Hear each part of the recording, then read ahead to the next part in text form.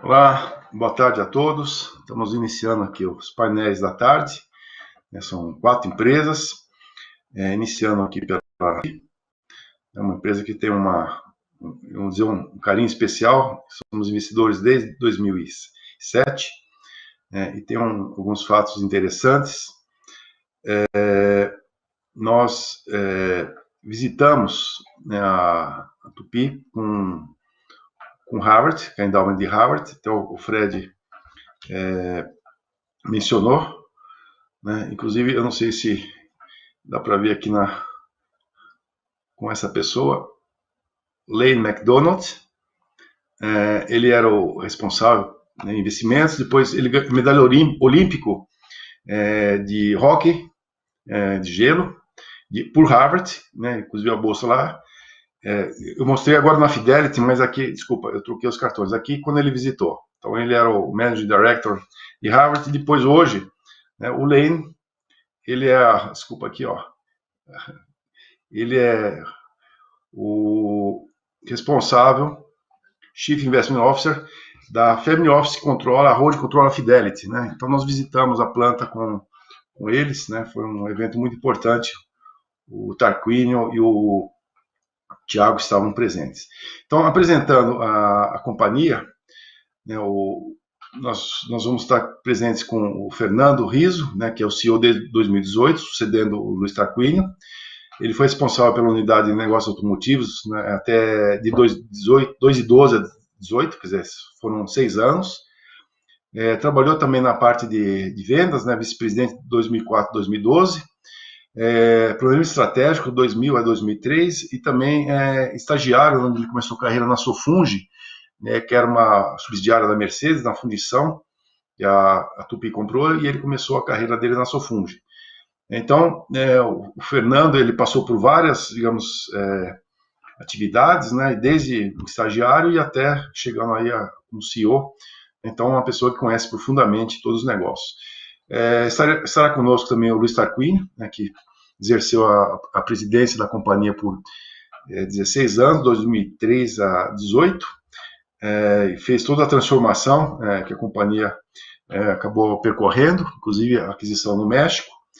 E antes disso, ele foi o presidente, né, o CEO da Previ, entre 98 e 2002, né, e também tem uma passagem no Banco do Brasil, acho que quando ele começou a carreira. Então, ele tem uma experiência muito grande também em liderança de corporações, inclusive em conselho de administração. Então, até tentamos eleger o Tarquínio em uma assembleia esse ano, a gente acabou se frustrando, não conseguimos. Mas Tarquínio aqui está na nossa lista de conselheiros. E falando em conselheiros, né, eu tenho o prazer também de apresentar o Ricardo Durazo, que ele está no conselho da Tupy desde 2015. Não fomos nós que indicamos, apesar que a Trigo indicou 3 conselheiros, que é o Zé Rubens de la Rosa, é o Ricardo Vaz e o Gabriel Stoliar, né, como independentes. E na verdade, o Durazo, nós tentamos indicá-lo na verdade, indicamos em 2013, antes mesmo do re-IPO, né, quando ela foi para o novo mercado, não conseguimos, né, na época eram 7 conselheiros, e depois eu fiquei muito satisfeito de ter o Durazo como conselheiro e agora como presidente do conselho. Então é uma grande honra. E o Durazo tem uma experiência em várias empresas, né, passou pela Saraiva, passou pela Home, nascia Providência durante 3 anos, que nós indicamos também o Durazo, até o fechamento de capital. O Durazo também tem uma experiência aqui como consultor, né, na McKinsey. Hoje ele é conselheiro da McKinsey e ele tem sua companhia, né, com uma sua consultoria que chama-se Rubicon. Né? Então, o Durazo tem um grande conhecimento, né, uma especialização aí em Powertrain, né, que é um negócio relacionado à Tupy, e até no negócio imobiliário, né, na Viver, né, que foi uma empresa aí de corporação também por 2 anos. Então, uma grande experiência em vários conselhos. Então, prazer tê-los conosco. Né, e eu queria agora chamar o Fernando para começar essa apresentação aqui, que eu acho que vai ser de muito interesse para todos. Boa tarde, Werner, boa tarde, Fred, e quem está nos assistindo. Muito obrigado pela oportunidade de trazer a Tupy este painel. Tá? É uma grande honra para a Tupy participar do evento. Eu tenho acompanhado o evento desde o início, eu aprendi bastante até aqui. Bom, vamos começar falando um pouquinho da Tupy, se puderem colocar a apresentação na tela, por gentileza.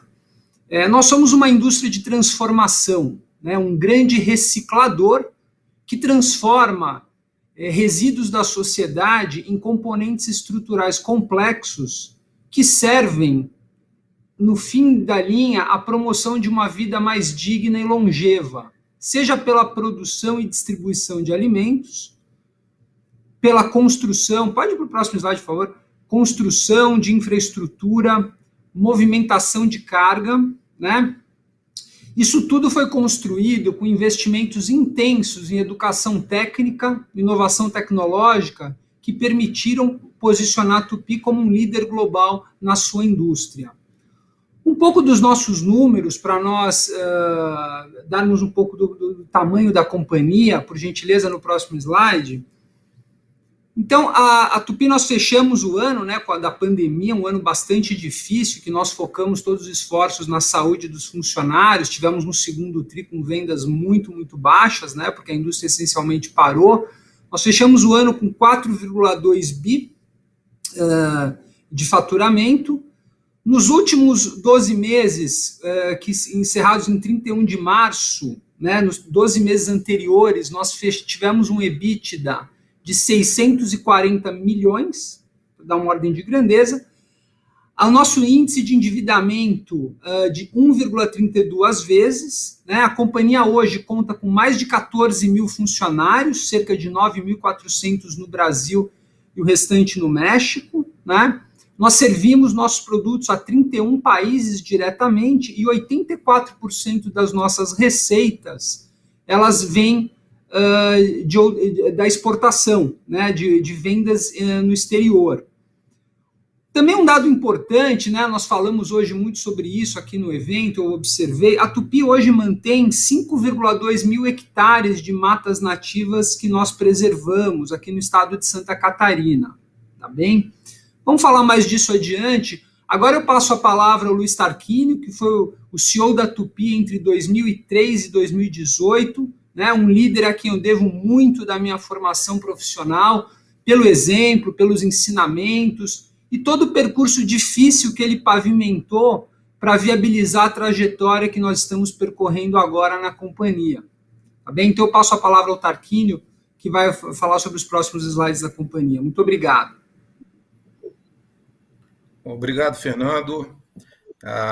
Inicialmente eu quero agradecer ao Werner, em nome dele, ao Fred também, o pessoal da Trígono, pela oportunidade aqui, cumprimentar também o Ricardo e a todo mundo que está nos assistindo.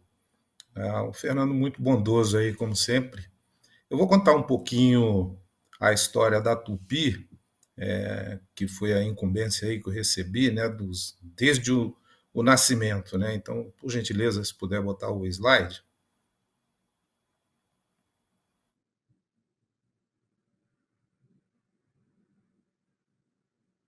Depois do Fernando.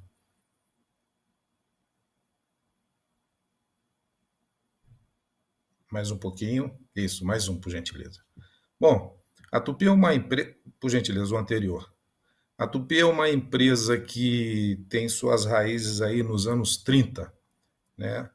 E, na verdade, como tal, ela foi fundada em 1938, na ocasião, né, por 3 empreendedores que, como o pessoal gosta de dizer, que dominaram a tecnologia para produzir conexões de ferro maleável.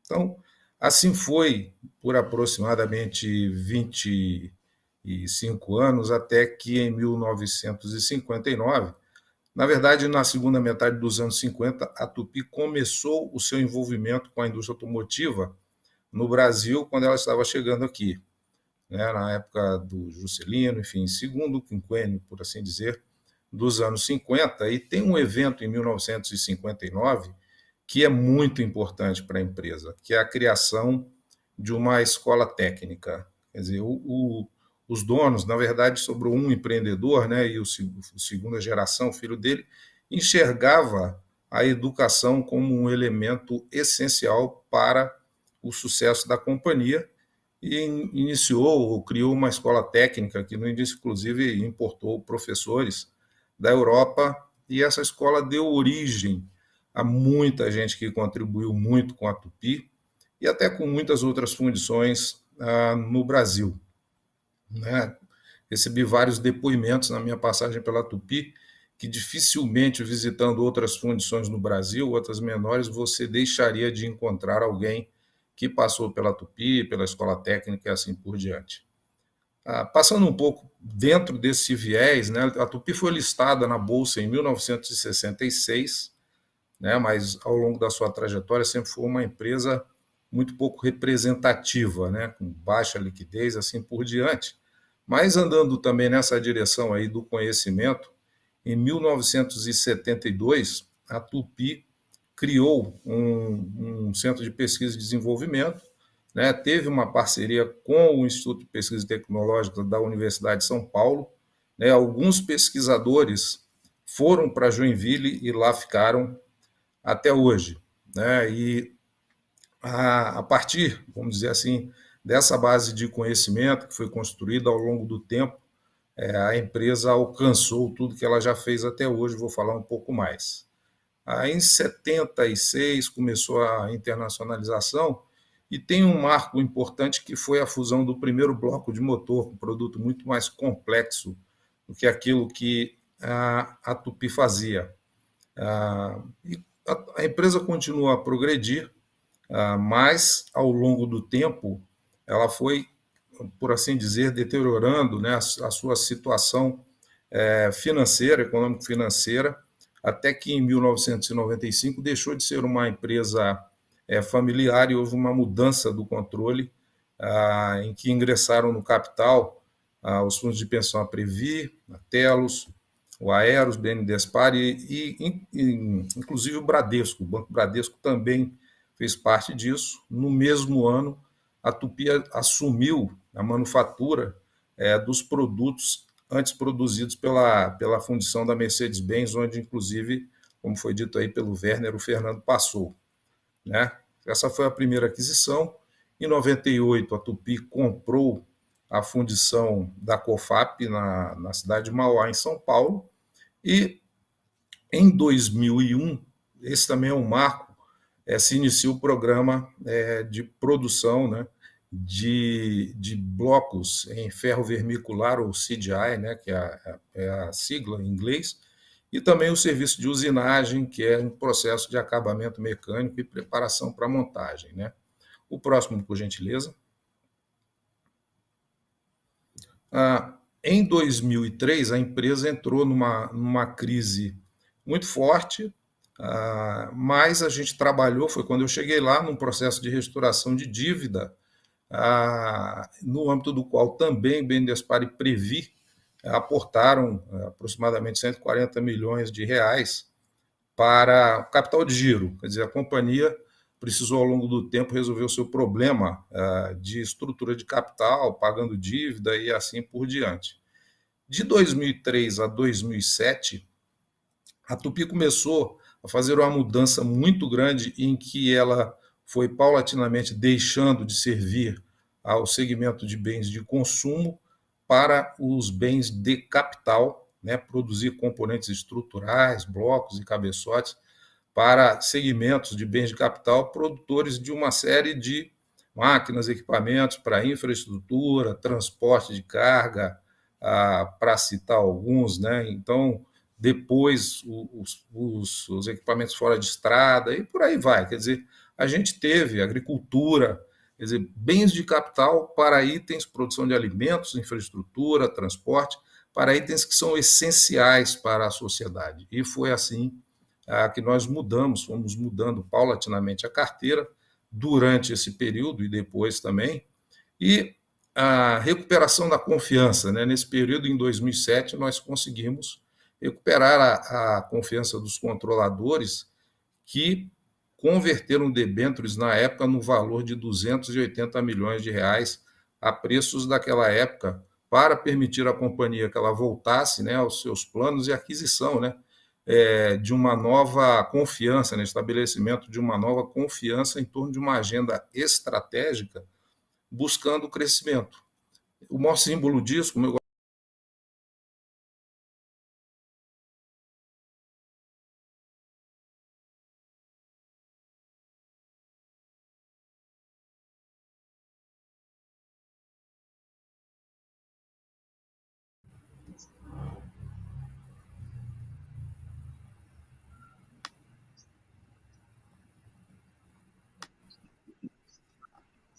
Continua com o Durazo.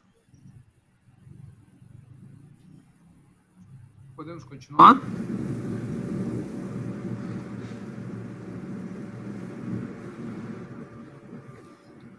Acho que o Werner está no mudo.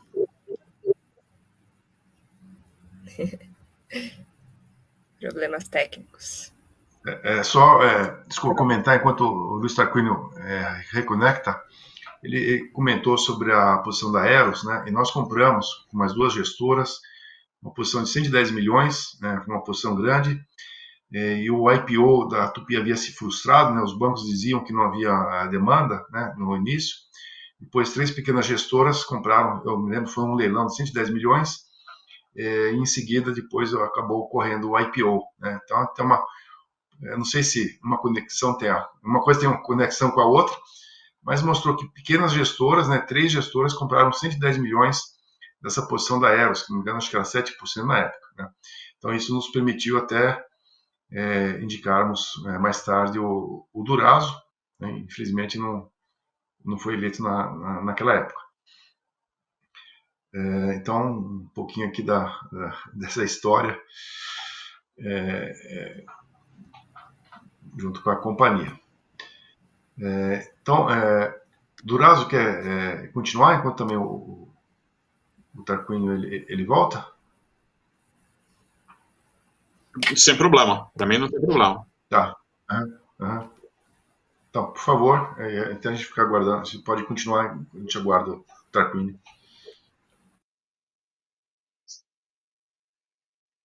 Tá bom, aqui ele está falando da trajetória da empresa pós 2000, né?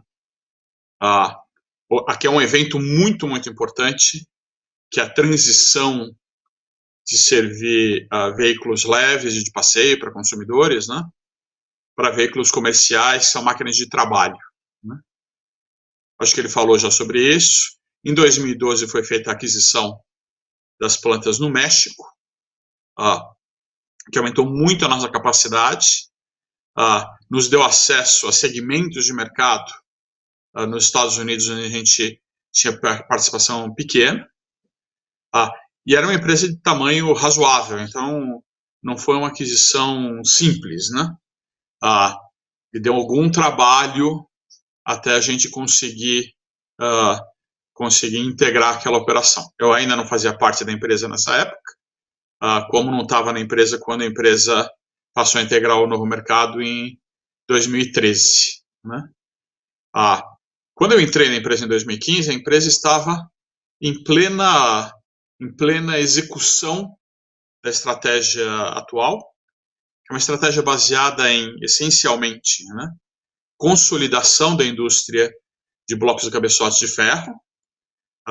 Essa indústria ficou um pouco órfã porque os carros de passeio migraram para alumínio, e quem estava fazendo blocos para carros de passeio ficou subitamente ocioso.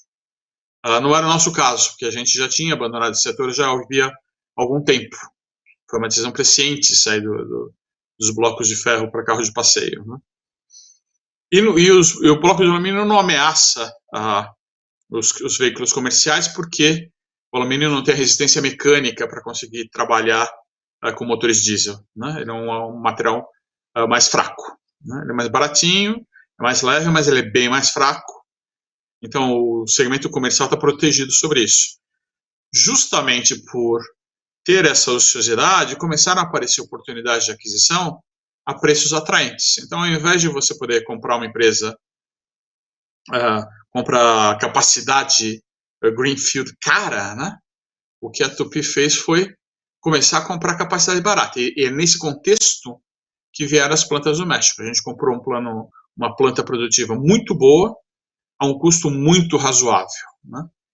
E essa estratégia, a gente desde então ficou procurando outras alternativas, e essa época eu já estava no conselho, nós discutimos várias alternativas na Europa, tinha uma planta na África, mas nós nunca achamos que a gente ia conseguir fazer um acordo com a Texid. A Texid era muito grande, muito próxima de nós, do ponto de vista de participação de mercado, e ficamos muito felizes que depois de 4 anos, ou talvez 5 anos de negociações, o grupo Fiat, que hoje é Stellantis, né, se dispôs a vender essa operação para nós. Essa operação ainda está sob escrutínio das autoridades regulatórias, mas a gente tem grande esperança de que isso vai fechar com chave de ouro essa perna de consolidação, criando mais linhas, porque tendo mais linhas você tem melhores possibilidades de alocação de produto à linha, isso baixa bastante o custo caixa de produção. E os outros componentes da estratégia era um crescimento gradual de valor agregado. Então a gente acrescentou muito ferro vermicular, acrescentamos muito usinagem, e o outro componente, uma estratégia comercial diferenciada, que ainda hoje é parte da nossa diferenciação. Vamos avançar, por favor. Esses são os segmentos que nós servimos hoje, né? Agricultura, através de máquinas agrícolas, tratores, mas de fato qualquer tipo de máquina agrícola que seja motorizada, picapes, frete rodoviário, particularmente, mas não exclusivamente caminhões pesados e extrapesados, máquinas de mineração, motores marítimos de pequeno porte, máquinas de construção, veículos picapes e veículos comerciais leves, né? E geradores, né? Alguns dos nossos blocos vão para fabricantes de geradores. Então a gente está envolvido com muitos aspectos da infraestrutura que são cruciais para o bem-estar das populações e particularmente para o desenvolvimento dos países que ainda são emergentes, né? Vamos avançar, por favor? E agora eu vou falar um pouquinho dos fundamentos do crescimento global desse negócio, né? Vamos passar à página seguinte, onde eu vou falar um pouco sobre a nossa estrutura de governança. Pode avançar.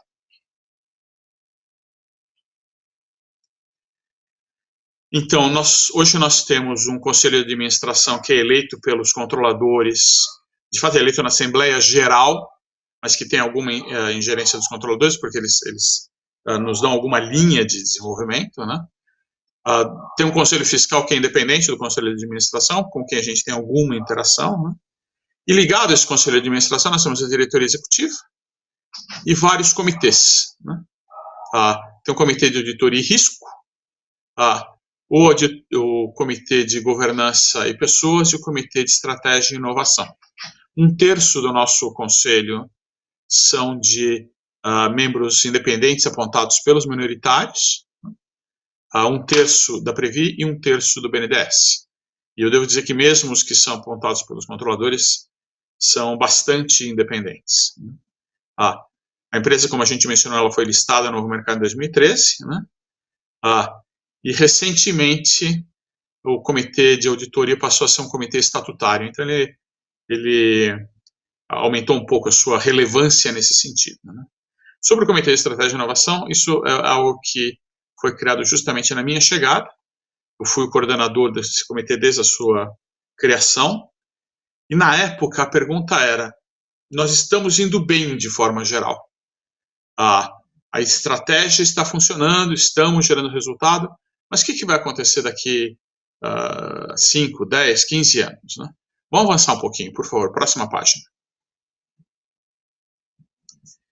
E hoje esse comitê existe para analisar cenários e oportunidades de 15 anos para frente, talvez 10 anos para frente. E também para criar mecanismos e uma cultura de inovação dentro da empresa. Então, o Comitê de Estratégia e Inovação não está preocupado exatamente com a execução da estratégia do dia a dia de hoje, embora tenha alguns mecanismos para acompanhar esse desenvolvimento. Mas é justamente criar os pilares da estratégia futura, né? esse comitê tem membros do conselho de administração e especialistas externos, especialistas em indústria automobilística, especialistas em fusões e aquisições, especialistas em cultura e inovação, né? A gente tem muitas sessões de debate com consultorias, com especialistas, com acadêmicos, e a gente é muito cioso do contraditório. Então, sempre que nós desenvolvemos uma perspectiva, a gente procura trazer para o comitê gente que discorda dessa perspectiva para stress test as nossas conclusões. Eu também sou muito orgulhoso do fato de que, embora formalmente o comitê hoje tenha talvez 4, 5 pessoas, né, o conselho inteiro participa das reuniões. Para todos os comitês da Tupi são abertos aos conselheiros. Os conselheiros começaram a participar das reuniões do Comitê de Estratégia e Inovação para entender o que estava acontecendo. E hoje, na prática, o que acontece é que o conselho inteiro participa, além dos nossos consultores externos. E é uma prática muito boa, porque nós temos um conselho que é singularmente bem educado e versado nas questões estratégicas que envolvem a Tupi, né? E, na prática, a gente tem uma reunião do Conselho de Administração que lida com as práticas normais do Conselho de Administração, e uma segunda reunião do Conselho de Administração a gente discute só estratégia. Só estratégia, só inovação, só o futuro, né? Vamos avançar, por favor? Falando um pouco dos mercados que nós servimos, né? O que vai acontecer no futuro? Nós vamos ver um aumento de população contínuo ainda até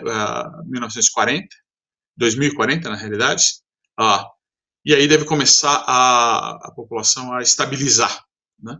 Mas ainda tem um percurso grande de crescimento populacional e um crescimento que vai ocorrer principalmente em regiões com pouca infraestrutura.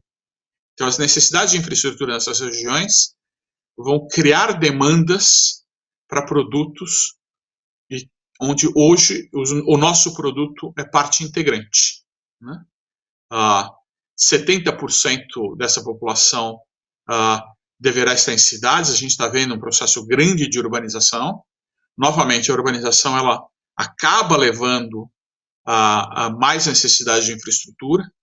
Eu sempre sou muito cauteloso com o discurso de que vai haver muitos investimentos em infraestrutura, porque, às vezes, a gente ouve esse discurso e se frustra porque ele não ocorre. Mas a verdade é que, para lidar com a demografia que nós estamos vendo, é inevitável que a gente vai ver um aumento grande de investimento em infraestrutura, particularmente em países emergentes. Mas países como os Estados Unidos, por exemplo, estão exatamente nesse momento trabalhando em recuperar a infraestrutura deles que envelheceu, né? O PIB deve crescer, ainda PIB global, per capita, né? Deve crescer 60% até 2040, e isso acaba também gerando demandas por infraestrutura de qualidade. O que acaba acontecendo é que quando as pessoas enriquecem, elas querem coisas que são meio óbvias para a população mais bem, com melhor renda, mas elas querem saneamento, elas querem estradas, elas querem poder viver melhor, né? E a gente espera que a expectativa de vida continue aumentando e chegando globalmente a 77 anos em 2050. Tudo isso tem uma implicação adicional. Você precisa de energia para mover esse crescimento. E a previsão de crescimento de energia de hoje até 2040 é de mais 1/5, 19% de crescimento até lá. Isso já fazendo um esforço fenomenal de conter o consumo específico, né, de fazer economia, de usar equipamentos que sejam mais econômicos, que consumam menos energia. Mas a verdade é que vai ser necessário a gente ter mais energia. Isso é parte da discussão que existe hoje sobre como vai ser essa energia nessas próximas décadas. Vamos avançar mais uma página para falar sobre isso. Então, essa situação demográfica que eu mencionei, ela tem implicações para os nossos principais segmentos de atuação. Então, a produção de alimentos até 2050 deve crescer, em relação a 2012, 45%. A A necessidade de investimento em infraestrutura que eu mencionei, 40% de crescimento até 2040. Né? E o transporte de carga, aqui está falando dos Estados Unidos, mas isso ocorre no mundo inteiro, a gente espera que cresça também quase 40%. E os nossos produtos são mais ou menos focados nesses 3 setores. A gente trabalha com máquinas produz produtos que vão em máquinas agrícolas, produz produtos que vão em máquinas rodoviárias de infraestrutura, máquinas Caterpillar, por exemplo, e produz muito bloco e cabeçote para caminhões de todo tipo, mas particularmente para caminhões pesados, né, para caminhões de estrada. Avançando, por favor. Aqui a gente vai falar um pouco sobre a questão da energia. O que vocês podem observar é que o crescimento da demanda de energia no mundo é uma coisa que cresce exponencialmente. Isso fica até mais evidente quando a gente observa que na escala de baixo, né, na escala de tempo, que está dividido em 50 anos, exceto de 2000 e 2017, que só tem 17 anos, e cresce uma barbaridade. Então ele é mais exponencial do que parece aqui. O gráfico ainda mostra 2 coisas muito interessantes. A primeira é, esse crescimento hoje é largamente calcado em energias fósseis, que são o carvão, que é o vermelho, o petróleo, que é o amarelo, que é o maior deles, né? E o gás natural, que teve um crescimento notável nessas últimas 2 décadas e deve continuar crescendo. Aqui que a gente está falando em biocombustíveis, na realidade é biomassa, né? Os biocombustíveis são um evento relativamente recente, mas a humanidade vem usando biomassa há milênios, né? Lenha, essencialmente. Né? Hoje a gente tem a oportunidade de usar não lenha necessariamente, mas biodiesel, álcool, fontes de combustível mais fortes. Né? E outra coisa importante para olhar aqui é que a contribuição relativa que a gente está vendo das chamadas energias renováveis é muito pequena. Elas são a laranja, a roxinha e a amarela. E quase não dá para ver no gráfico, tem uma pontinha que a gente consegue ver. E por que isso ocorre? Porque elas estão crescendo de forma realmente acelerada, mas do ponto de vista de contribuição, elas são pequenas e, francamente, elas não vão poder ser muito grandes, porque tem muitas limitações para essas energias conseguirem assumir um papel mais relevante. Em particular, a eólica e a solar são fontes primárias de baixa densidade energética, o que implica que você precisa de áreas gigantescas para conseguir coletar uma quantidade relativamente pequena de energia. Elas são também intermitentes, significa que elas não trabalham o dia inteiro. Então, tipicamente, elas trabalham mais ou menos 1/3 do tempo, diferentemente, por exemplo, de hidráulica ou nuclear, que trabalha muito mais, né? E das energias fósseis que trabalham o tempo todo desde que você liga a chave. Né? Vamos avançar mais uma página, por favor. Ainda falando sobre a transição energética. Né?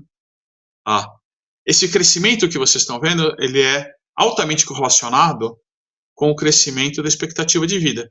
Porque, de fato, energia é necessária para enriquecimento e para a saúde. Então, na medida em que os países vão enriquecendo, vão se desenvolvendo, as demandas de energia acabam ocorrendo naturalmente. E é uma coisa muito difícil de conter, porque nenhum país está disposto a deixar de se desenvolver para consumir menos energia. Né? Avança, por favor. Aqui a gente mostra como é que é o padrão da transição energética ao longo das décadas. Né?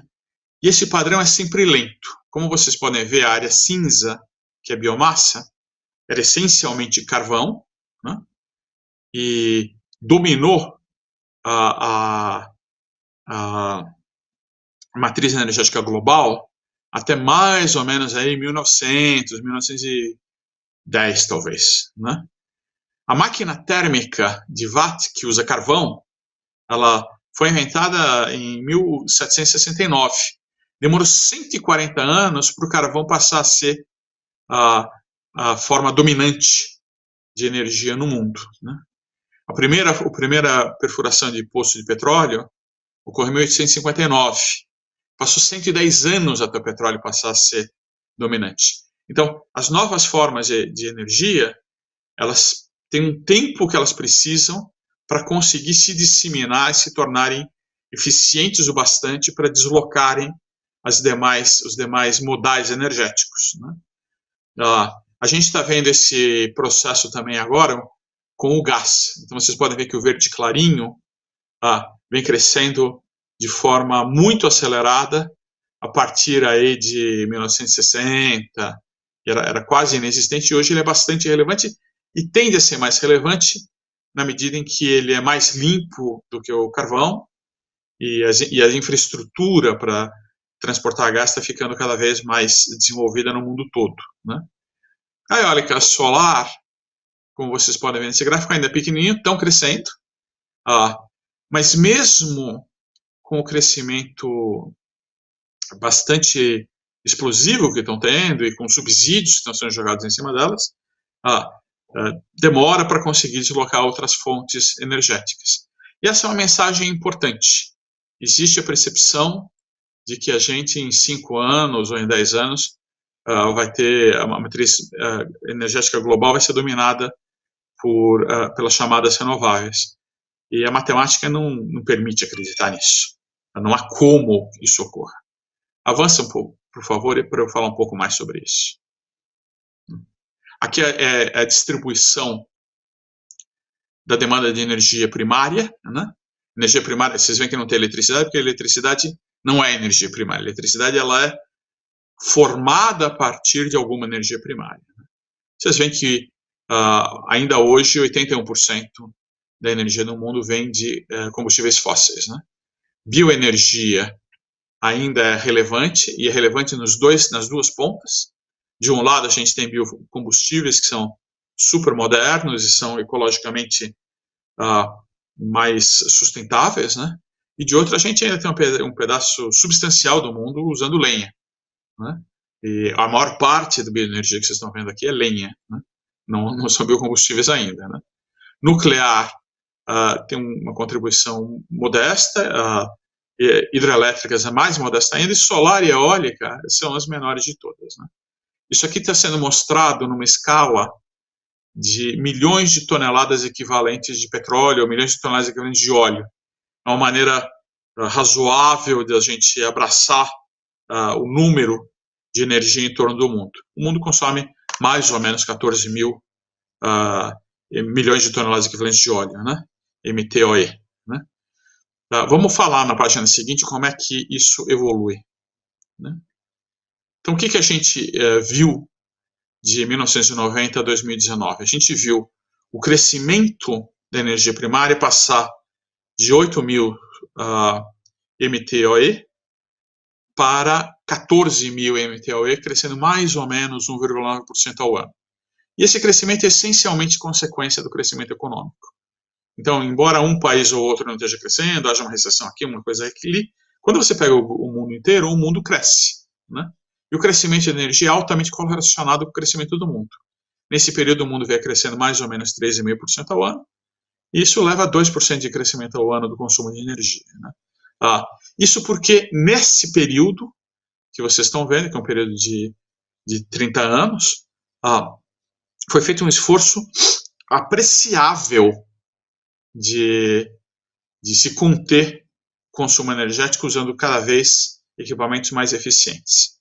Qual que é a implicação disso? Se você cresce 1,9% ao ano, todo ano você precisa acrescentar à sua matriz energética 265 MTOE por ano, para poder atender a demanda que está vindo, né? E o que acontece com as energias renováveis? Elas não conseguem atender essa necessidade. De fato, elas passam muito longe disso. Então, a energia solar, ela consegue acrescentar 13 MTOE por ano, usando uma eficiência mais ou menos de 14% das placas solares, que é uma eficiência até apreciável. Tem placas com eficiências muito menores que essa, né?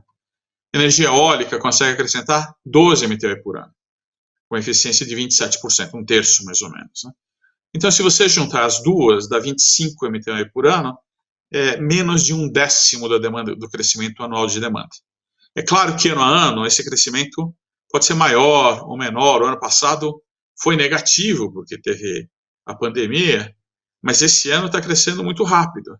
Então a gente já está voltando em 2021 ao patamar de 2019, embora tenha tido uma queda razoável em 2020. E é possível até que a gente termine 2021 acima de 2019. Por que é importante a gente falar nisso? Porque todo o discurso da transição energética, ele não está errado em que a transição deve ocorrer. Ela vai ocorrer até porque a gente precisa descarbonizar a atmosfera. Mas ela não vai ocorrer na velocidade que a imprensa popular nos faz acreditar, que os ativistas nos fazem acreditar.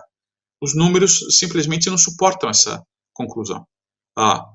E eu vou falar um pouquinho mais para frente sobre isso. Pode passar para a próxima página? E explicar a dimensão do desafio, a escala que a transição implica. Pegando os 14 mil MTOE de 2019, 11.600 são de combustíveis fósseis, petróleo, gás e carvão. Né?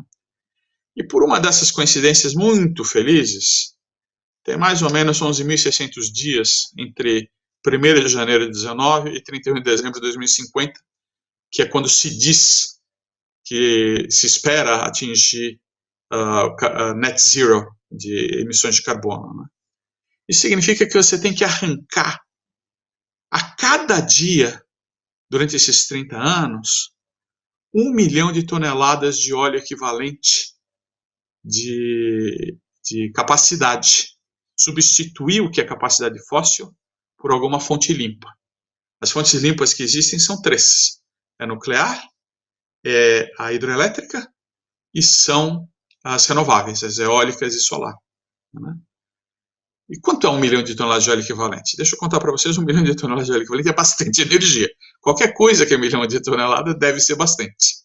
1 milhão de toneladas de óleo equivalente é equivalente mais ou menos a uma usina e meia nuclear por dia. A 3.000 turbinas eólicas por dia. Né?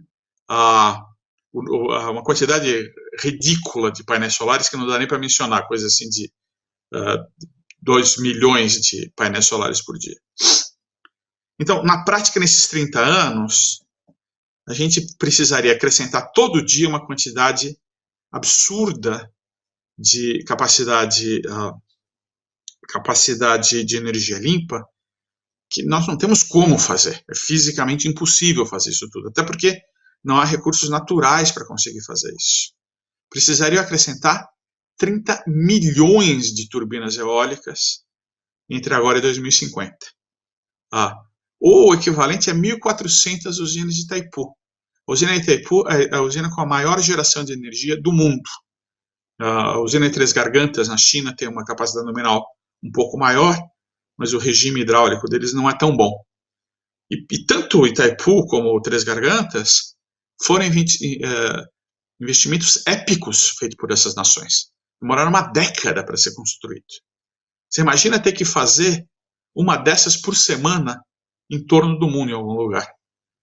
Ainda que existisse potencial hidráulico para que isso ocorresse. Né? As turbinas eólicas é a mesma coisa.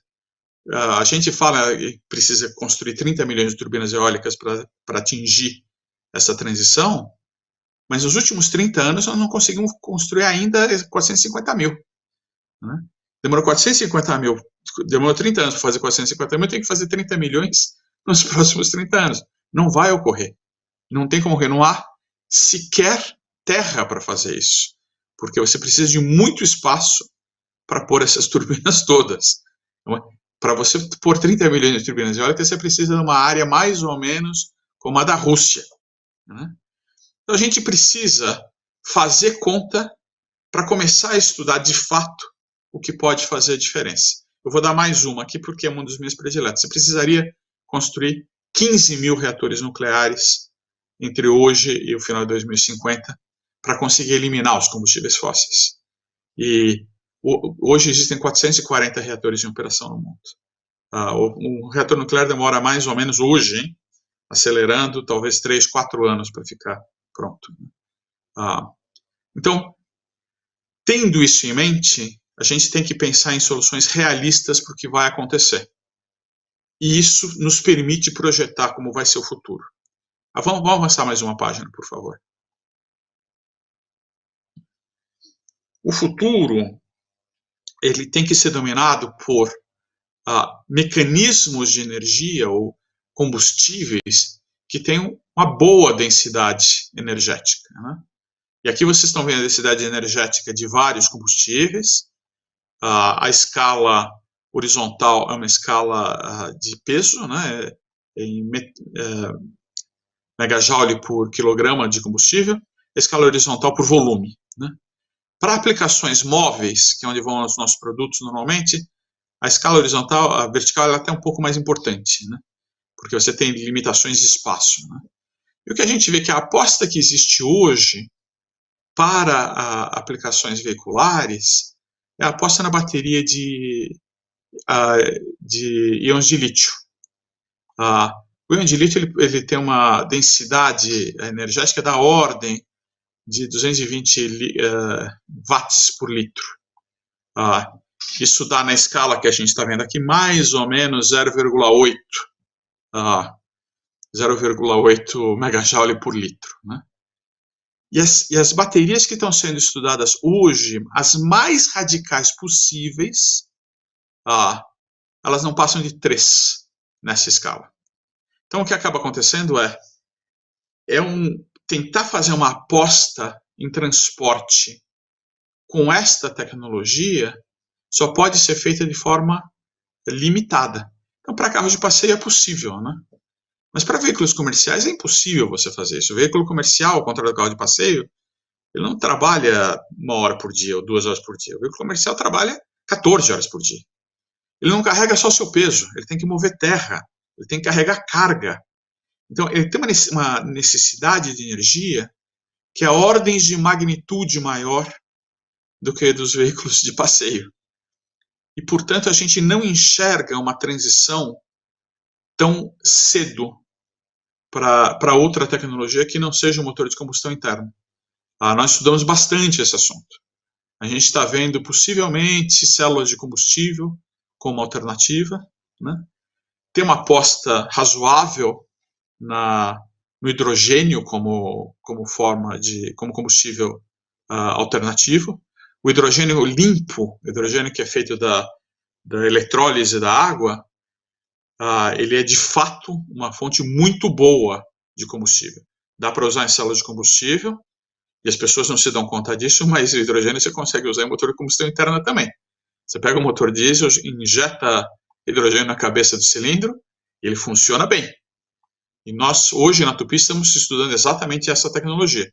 Entre os vários projetos de inovação que a gente tem um desses projetos que é um estudo de um protótipo de motor a hidrogênio com várias outras empresas que têm interesses nessa área, né? O hidrogênio ainda não tem a densidade volumétrica, né, por litro que nós gostaríamos, mas já é muito melhor do que as baterias. Do ponto de vista de peso, porém, é muito bom. Ele é muito melhor que qualquer outro, porque ele é muito leve, né? Isso faz com que o consumo relativo seja muito baixo, né? Então, ele é relativamente adequado para essa aplicação. E nós achamos que é uma das maneiras de evolução para aplicações móveis que a gente vai ver no futuro, são produtos a hidrogênio, né? Avança mais um pouquinho, por favor.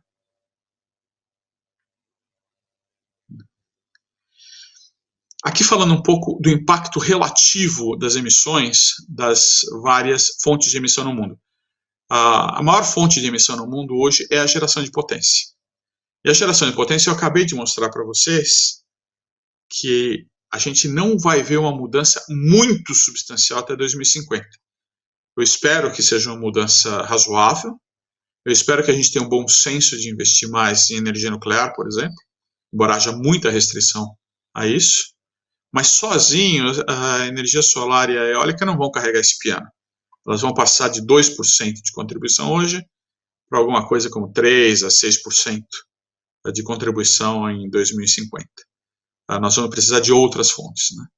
E, se a gente passar pelo processo de eletrificação, que existem várias propostas hoje no mundo, para aplicações móveis, para transportes, que é o laranjinha que vocês estão vendo nas emissões, né?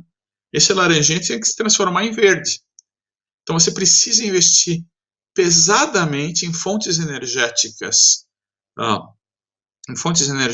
limpas, para poder usar, por exemplo, em automóveis, caminhões, naval e aviação. Então, não é, quando a gente fala que tem que construir 30 milhões de turbinas eólicas, é para dar conta da demanda que existe hoje. Se você quiser dar conta desta nova demanda, você precisa fazer 50 milhões de turbinas, né? Você precisa fazer 3 mil Itaipus.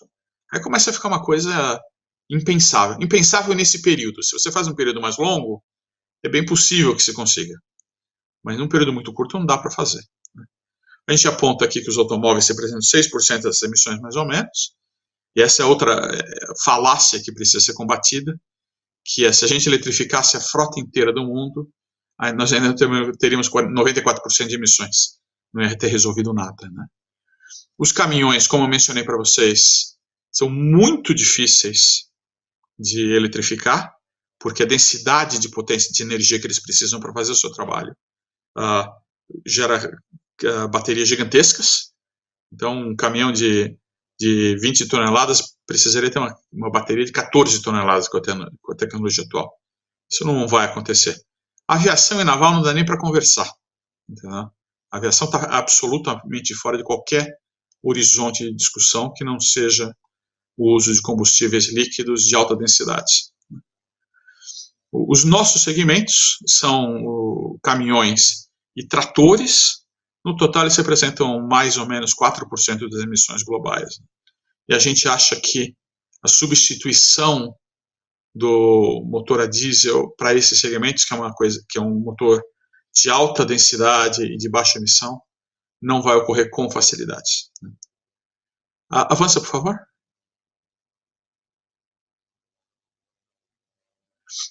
E essa demanda de energia primária que eu mencionei para vocês deve continuar crescendo.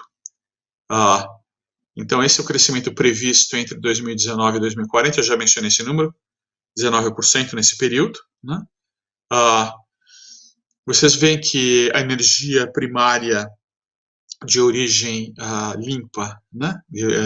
Renovável, que se chama, ela cresce brutalmente, né? De 300 para 1.400 nesse período, mas também crescem as fontes fósseis, né?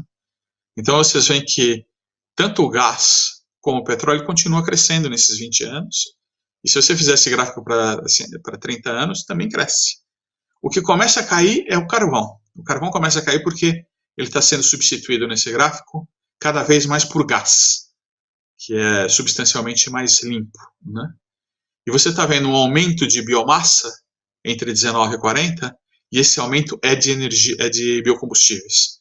Então, isso também é uma coisa positiva, né? Avança, por favor. Então, mesmo os analistas mais otimistas sobre essa substituição de energias fósseis fazem projeções nas quais o consumo de energias fósseis continua crescendo. Essa projeção que eu estou mostrando para vocês é da Agência Internacional de Energia, que tem sido um cheerleader das energias renováveis sistematicamente. E eu recentemente, essa semana, eu recebi o relatório deles desse ano, e eles estão ficando ainda mais fãs das energias renováveis. Mas quando você põe os números em cima, acontece essa situação que você está vendo.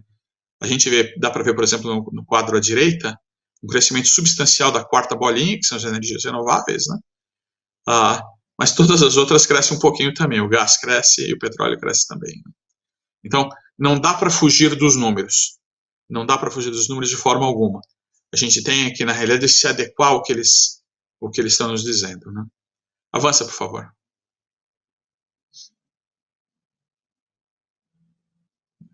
Então, só para terminar essa situação da transição energética. O nosso conselho, através do seu comitê de estratégia e inovação, concluiu que o nosso produto ainda tem uma vida bastante longa, o nosso produto atual. A gente ainda vai ver uma demanda sem alteração de blocos e cabeçotes para motores diesel, para veículos comerciais, nos próximos 20 anos.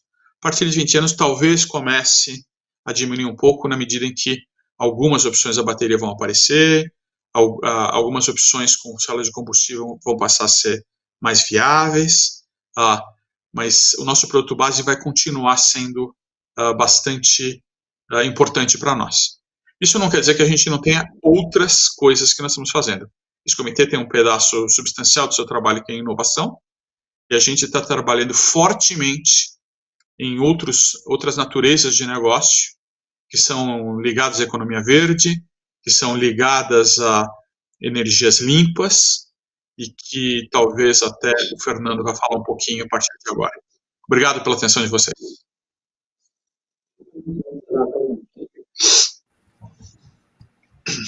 Obrigado. Podemos seguir com a apresentação, por gentileza? Bom, próximo slide, por favor. Aqui um pouco do que nós já vimos, o Durazo já mencionou, né? Então, como nós vemos crescimento, então o que nós estamos detalhando é que os fundamentos de longo prazo dos setores em que a Tupy atua, ou seja, que os nossos clientes serão os vencedores, eles têm perspectivas muito fortes nos próximos 20 anos. Então, quando nós falamos de infraestrutura, há uma necessidade de renovação de infraestrutura na América do Norte e na Europa, e há uma carência de infraestrutura na América Latina e na África. E essas são as regiões que os nossos clientes vão impactar mais. Então, dessa forma, a gente observa que os investimentos têm sido menores do que o necessário até aqui, e hoje nós vemos planos de incentivo muito grande, de estímulos, alguns sendo aprovados nos Estados Unidos, na Europa também, lei do saneamento no Brasil, lei do gás no Brasil, que tudo isso vai incentivar com muita força o desenvolvimento do setor de infraestrutura.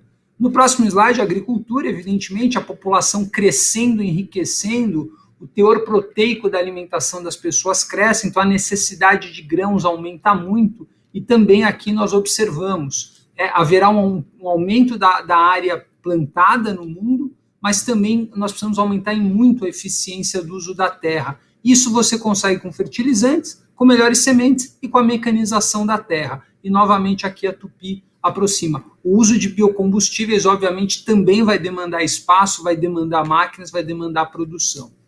Indo para o próximo slide, também falando um pouco de transporte de carga, quer dizer, uma população que enriquece, consome mais. Hoje nós temos muitas televisões em casa, máquinas de ar-condicionado, etc. Esses são produtos que vêm da Coreia, vêm de outros continentes, e tudo isso demanda transporte, né?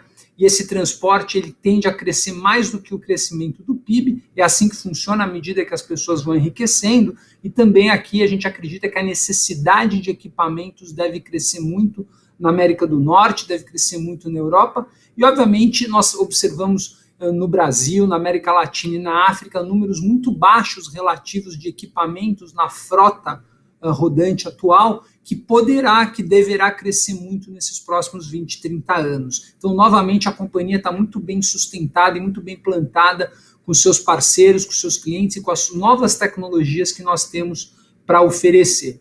Então, indo para o próximo slide, um pouco da estratégia da Tupy do negócio atual, em um slide apenas. Nós hoje estamos na base dessa indústria, nós somos na fundição de blocos e cabeçotes, assim principalmente. Nós estamos fazendo um movimento horizontal com a Texid, que nós enxergamos ganhos em todas as linhas da nossa DRE, né? Nós temos muitas eficiências a serem alcançadas na combinação das duas empresas, e também nós olhamos para agregação de valor, via usinagem, via montagem. Ordem de grandeza, um bloco e cabeçote equivalem a 5% do valor de um motor, ou menos de 0,5% do valor de um caminhão. Então vocês imaginam o valor que nós podemos crescer à medida que nós usinamos, montamos, pré-montamos e possamos despachar produtos pré-montados para o funcionamento dos nossos clientes.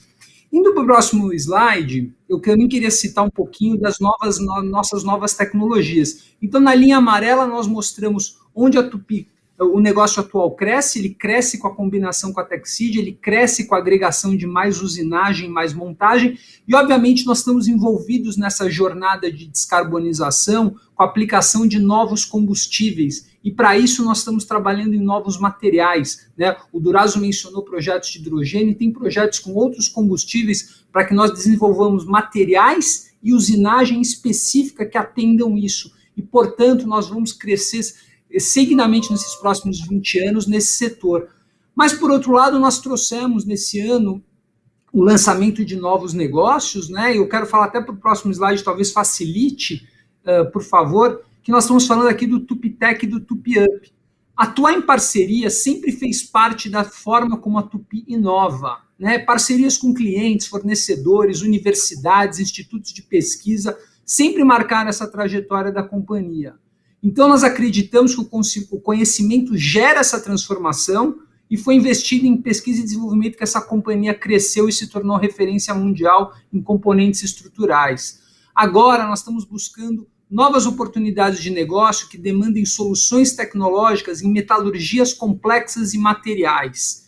E por isso que, para intensificar nossa vocação ao empreendedorismo, pesquisa, desenvolvimento e inovação, nós criamos 2 novas áreas. A TupiTech, que ela é concentrada em projetos de pesquisa e desenvolvimento disruptivo, para oportunidades, né, que possam ganhar mais ênfase mercadológica e serem escaláveis, por exemplo, o projeto de baterias, o projeto de hidrogênio, e o TupiUp, que nós estamos falando em converter, acelerar e escalar oportunidades de novos negócios e promover melhorias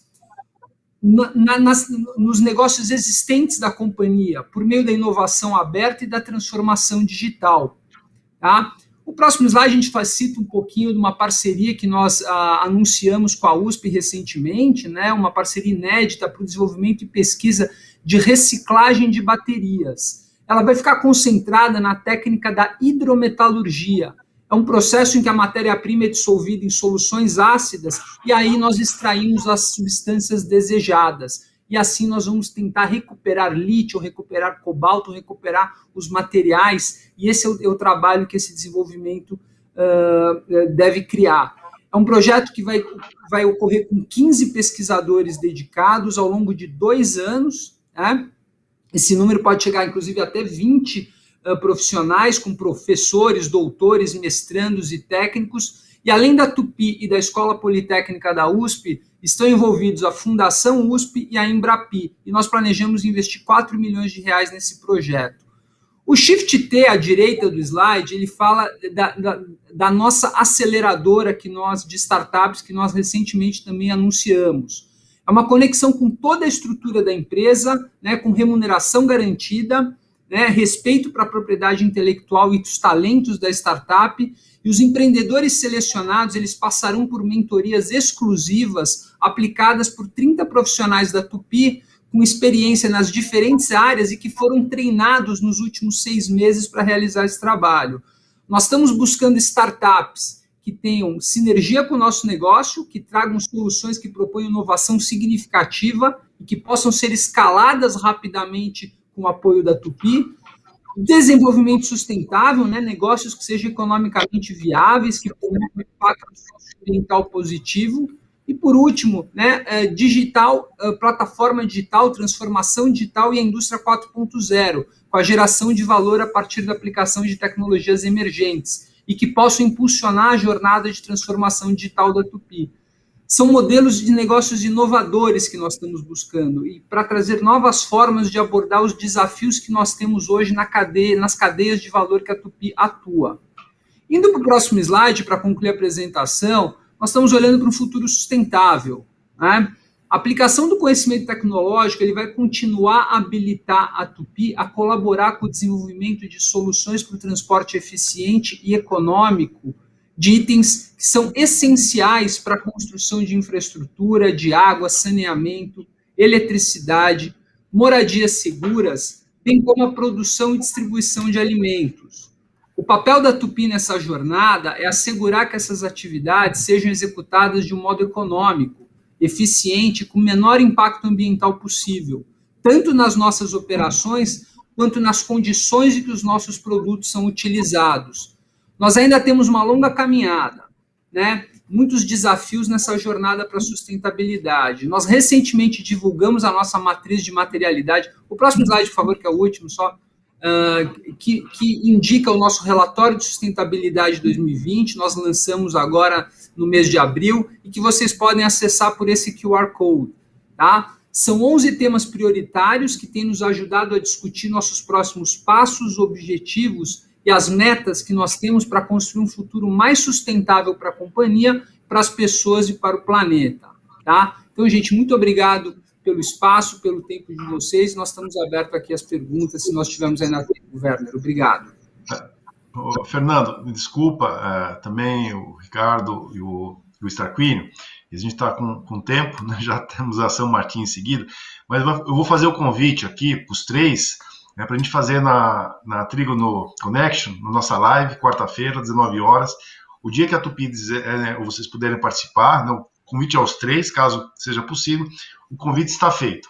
E a gente continua aqui, responde perguntas do público e temos a oportunidade de discutir mais questões financeiras, né, e outros assuntos. Mas eu agradeço imensamente ao Tarquínio, ao Durazo, ao Fernando pela apresentação. Eu tenho certeza que a gente tem bastante coisa ainda para conversar e tem muito interesse do nosso público, muita pergunta, né? Então agradeço mais uma vez a todos. Obrigado.